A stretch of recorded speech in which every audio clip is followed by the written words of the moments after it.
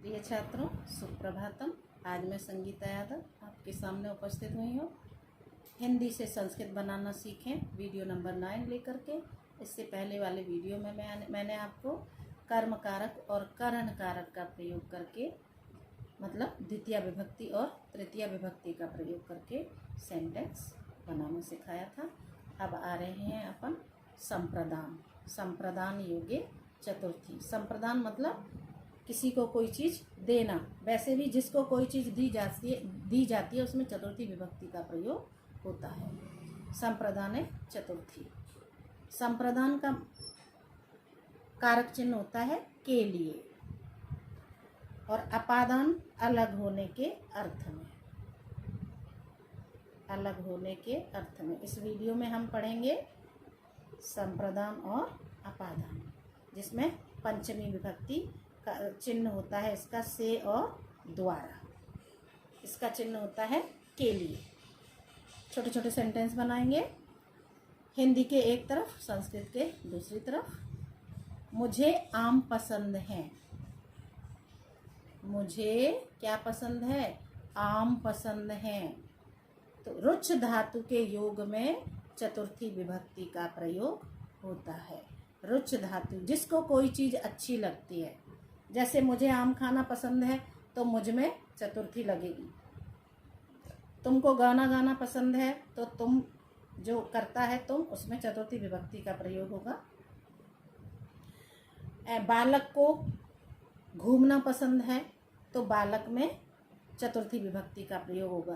कहने का तात्पर्य यह है कि जिसको कोई चीज़ अच्छी लगती है, चाहे राम को, चाहे बालक को, चाहे मुझे, चाहे माता को, चाहे पिता को, चाहे श्याम को, चाहे भ्राता को, चाहे भगिनी को, तो उसमें चतुर्थी विभक्ति का प्रयोग होता है। सेंटेंस हमारा पहला है, मुझे आम खाना पसंद है। तो मुझे मह्यम, अहम आवाम वयम, माम आवाम अस्मान्, मया आवाभ्यम अस्माभि, मह्यम आवाभ्यम अस्मभ्यम। तो आम खाना किसे पसंद है? मुझे। और मैं एक वचन का करता है, इसलिए मह्यम चतुर्थी एक वचन का प्रयोग हुआ है। मुझे आम पसंद है। मह्यम आम्राणि रोचन्ते। मह्यम आम्राणि रोचन्ते। मुझे आम खाना पसंद है। मह्यम आम्राणि रोचन्ते। अब आया दीनों का कल्याण हो। दीनों का कल्याण हो। स्वस्ति, स्वहा, स्वधा, अलम योगे चतुर्थी। स्वस्ति, स्वहा, स्वधा, अलम योगे चतुर्थी। अब ये मत सोचना कि अलम इससे पहले भी आया था। अलम इससे पहले भी आया था, लेकिन वो निषेध के अर्थ में आया था। जब अलम निषेध के अर्थ में होगा तो तृतीय विभक्ति का प्रयोग होगा। जब अलम सामर्थ्य के अर्थ में होगा, कैपेसिटी को दिखाएगा, तो हमारा चतुर्थी विभक्ति के अंदर होगा, संप्रदान कारक के अंदर होगा। ये ध्यान रखना, दोनों में यही डिफरेंस है। आएगा अभी, तब मैं बताऊंगी आपको। दीनों का कल्याण हो। दीनेभ्य स्वस्ति। स्वस्ति का मतलब होता है कल्याण हो। दीनेभ्य स्वस्ति, दीनों का कल्याण हो। स्वहा, स्वधा, अलम, स्वस्ति योगे चतुर्थी। गुरु जी को प्रणाम है। नमः योगे चतुर्थी। श्री गणेशाय नमः, श्री रामचंद्राय नमः, लक्ष्मणाय नमः।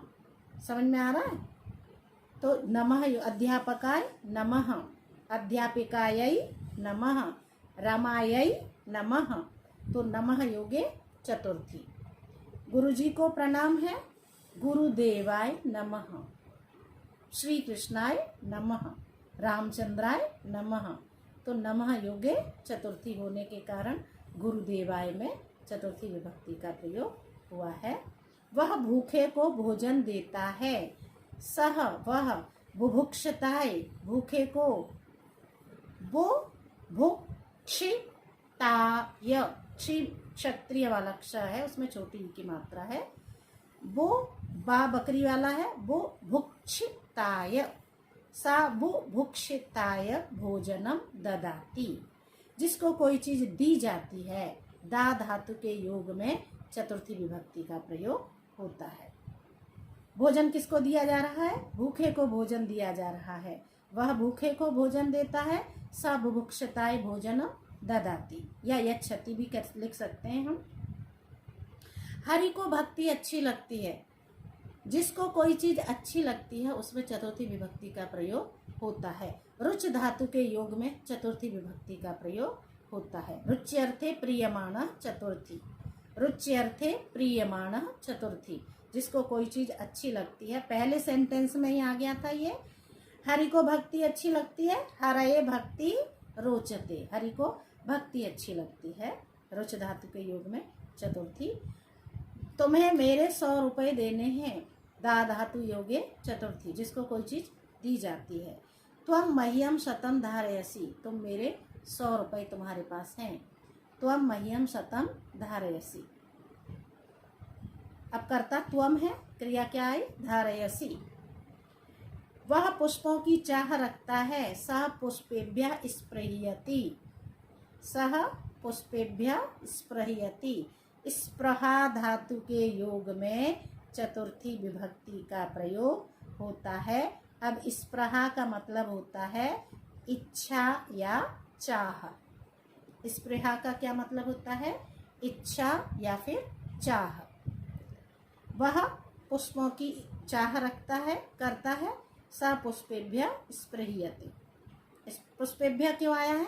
क्योंकि स्पृह धातु के योग में चतुर्थी विभक्ति का प्रयोग होता है। अब देवों का कल्याण हो, देवेभ्य स्वस्ति, स्वहा स्वधा स्वस्ति अलम योगे चतुर्थी, पहले ही बता चुकी हूँ मैं। देवेभ्य स्वस्ति, यह पहलवान उस पहलवान के लिए काफी है। यह पहलवान उस पहलवान के लिए काफी है। अब यहाँ जो काफी है इस अर्थ में अलम का प्रयोग होगा तो वो चतुर्थी विभक्ति के साथ होता है, ये ध्यान रखना। अलम मल्लो मल्लाय, अयम मल्लो मल्लाय, यह मल्ल उस मल्ल के लिए अलम है, काफी है, पर्याप्त है। यह पहलवान उस पहलवान के लिए काफी है। हिंदी का इतना बड़ा सेंटेंस है और संस्कृत में 3 शब्द लिखने पड़े। अलम मल्लो मल्लाय, यह मल्ल उस मल्ल के लिए सफिशिएंट है, पर्याप्त है, काफी है और किसी की जरूरत नहीं है। तो अलम मल्लो मल्लाय। वह राम पर क्रोध करता है, सह रामाय क्रुध्यति, राम पर क्रोध करता है। कारक चिन्ह के हिसाब से सप्तमी विभक्ति का प्रयोग होना चाहिए था, लेकिन क्रुद्ध धातु के योग में चतुर्थी विभक्ति का प्रयोग होने के कारण यहाँ पर रामाय में चतुर्थी विभक्ति का प्रयोग हुआ है। वह राम पर क्रोध करता है, सह रामाय क्रुध्यति। अब आ जाते हैं अपादान का प्रयोग। अपादान कारक पंचमी विभक्ति, जिसका चिन्ह है से द्वारा, अलग होने के अर्थ में। वह घर से सोना लाती है। सेंटेंस क्या है? वह घर से सोना लाती है। सा गृहात् स्वर्णम आनयति, सा गृहात् स्वर्णम आनयति। अब सोना घर से अलग हो रहा है, सोना घर से लाया जा रहा है, तो सोना घर से अलग हो रहा है, इसलिए घर में गृहात् में पंचमी विभक्ति का प्रयोग हुआ है, अलग होने के अर्थ में पंचमी। वह घर से सोना लाती है, सा गृहात् स्वर्णम आनयति। राजा के बिना सर्वत्र अशांति है, राजा के बिना सर्वत्र अशांति है। राज्ञः बिना सर्वत्र अशांति भवति। बिना योगे तृतीया, ऋते बिना योगे तृतीया विभक्ति का प्रयोग होता है। ऋते बिना योगे द्वितीया, तृतीया और पंचमी विभक्ति का प्रयोग होता है। बिना के योग में 3 विभक्तियों का प्रयोग होता है, द्वितीया का होता है, तृतीया का होता है और पंचमी विभक्ति का भी प्रयोग बिना के योग में होता है, ये ध्यान रखना। राज्ञः बिना सर्वत्र अशांति भवति, राजा के बिना सभी जगह अशांति होती है, तो राज्ञः बिना सर्वत्र अशांति भवति। छात्र विद्वान अध्यापक से पढ़ते हैं। छात्राः, छात्राः बहुवचन का है, छात्र विद्वान। छात्राः विदुषः गुरोः पठन्ति, किससे पढ़ते हैं? गुरुजी से पढ़ते हैं। छात्राः विदुषः गुरोः पठन्ति। छात्र विद्वान अध्यापक से पढ़ते हैं। कौन से? वही अध्यापक से पढ़ते हैं जो छात्र विद्वान हैं। अर्थात जब ग्रुप में से हम किन्हीं विशिष्ट व्यक्तियों को अलग करते हैं, समूह में से किन्हीं विशिष्ट चीजों को अलग करते हैं, तो वहां पर पंचमी विभक्ति का प्रयोग और षष्ठी विभक्ति का भी प्रयोग होता है।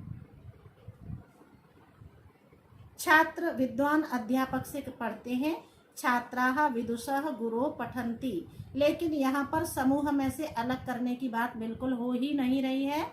वहाँ पर जब समूह में से अलग होने की बात होगी तो वो षष्ठी विभक्ति में होगी और सप्तमी विभक्ति में होगी, पंचमी में नहीं होगी।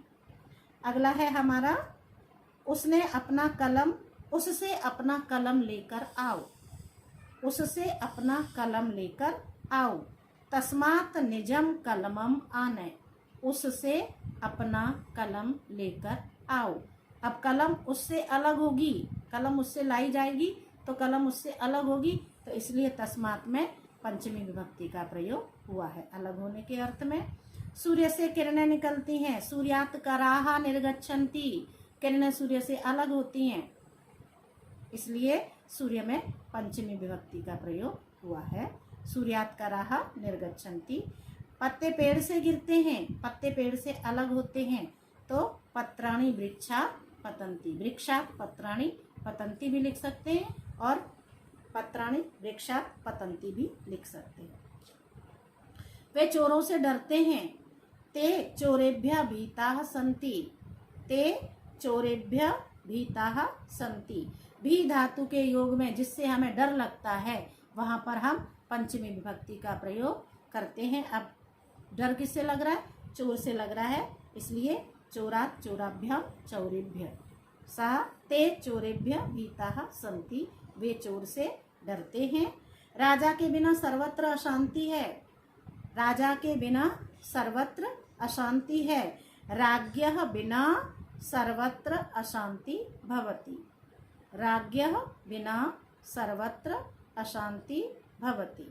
ऋते बिना योगे द्वितीय तृतीया और पंचमी विभक्ति का प्रयोग होता है। अपने आप से क्यों छुपता है? आत्मनः किम निलीयते। अपने आप से क्यों छुपता है? आप अपने आप से क्यों छिपता है? आत्मनः किम निलीयते। आज के लिए इतना ही बेटा। अगले वीडियो में हम आपको संबंध कारक और अधिकरण कारक का प्रयोग करते हुए सेंटेंस बनाना सिखाएंगे। वो होगा हमारा वीडियो नंबर 10। तब तक के लिए लाइक, शेयर और सब्सक्राइब जरूर करें। धन्यवाद।